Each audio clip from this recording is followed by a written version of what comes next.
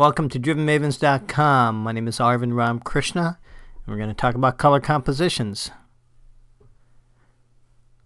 Alright, so when you're trying to complete a finished digital painting, part of the exploration process is to look at different colors. I've got 4 drawings here. They're all the same drawing, obviously, and all I've done is just kind of repositioned it to the canvas. You got some that are in the lower right hand side of the corner and some in the middle, some in the upper left hand corner. I'm going to start off with blocking in some darks and lights, or I'm sorry, just some darks here just to indicate the shadow area.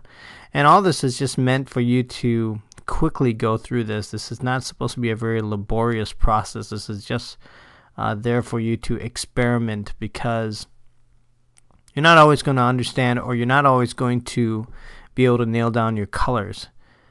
Part of the thumbnail process, or the part of the exploration process, is to create thumbnails, and this is really no different. You're just creating miniature thumbnails of color variants and just trying to understand what are the kinds of colors that are going to work with this, what are the ones that are not.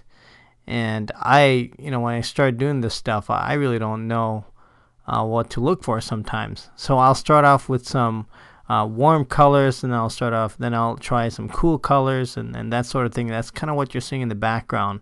And then try to experiment and see how you're going to make all this stuff work. How are you going to make something with different colored backgrounds have some sort of harmony, color harmony.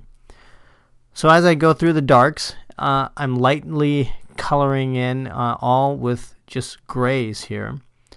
And I am really using the color picker, which is just pressing the Alt key and choosing colors off the canvas and then manipulating those hues within the color wheel, if you want to call it the, not color wheel, but the color palette. So what you're seeing me do here is just to kind of go back and forth and to see if I can find something that's really going to work.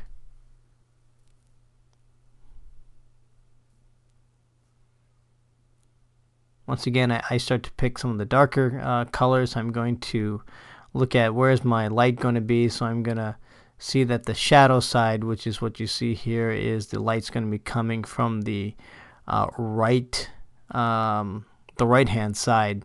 So all that area that you see a little bit of shadow is showing where the the light source is coming from, which is why I'm going to start to just add some highlighted orange hues and start to lighten up the other half of the GTO here. Once again, I'm going to just darken up the bottom of the GTO, indicate the shadowed areas, just where we have the grill area. And once again, I'm just kind of searching and looking for the right kinds of colors to use. And another reason to do this, to try this technique, is to remove the intimidation factor, because here we got now 4 different thumbnails that you're just sort of experimenting with, not meant to be anything finished. It's just there to assist you in your exploration. That's it. Now, even as I'm exploring different colors and using all these different hues and trying to find a way for it to work, I still have to be mindful of the basics, of really understanding where are the typical core reflections on a car, how do you describe the shape and the form of the vehicle, and find a way to integrate all those core principles as I am rendering or creating the painting. So even though you're looking at this as a pure exploration phase, you still need to keep in mind that they're based on core principles. Now we're going to go into adding some reflected areas of the dark. We're going to zoom in here. It's a little bit of a jump from what you can see from the video transition, but essentially what I've done is started to pop out some of these colors. I'm just starting to pop out that other half by increasing the intensity of the yellow, and then I'm going to start adding in some of my highlights, to kind of pop out the chrome effects. So as you look through this, you can start to read what's going on here, and you're bringing some more attention to the areas where the bumpers are and where the wheels are.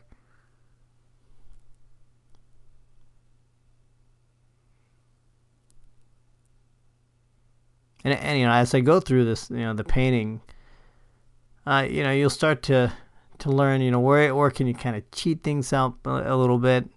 You know, the light is coming from the top right hand side as I'm looking at the screen, so you're not going to get a lot of reflected light on the left hand side of the vehicle, but it doesn't matter. You're just trying to use some artistic license here. I'm using the color picker just to pick the colors around it, and I'm using the color dodge tool to start to intensify and bring out the lightest colors from the base color. And you know, the harder you press, the more pressure you put as you have the color dodge tool selected, the more intense the hues become.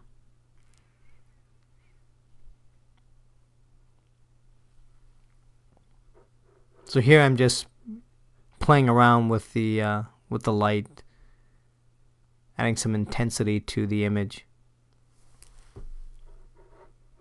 So wrapping up here, this is really the general idea behind color compositions, is to kind of find that balance between all the different hues and colors that you see.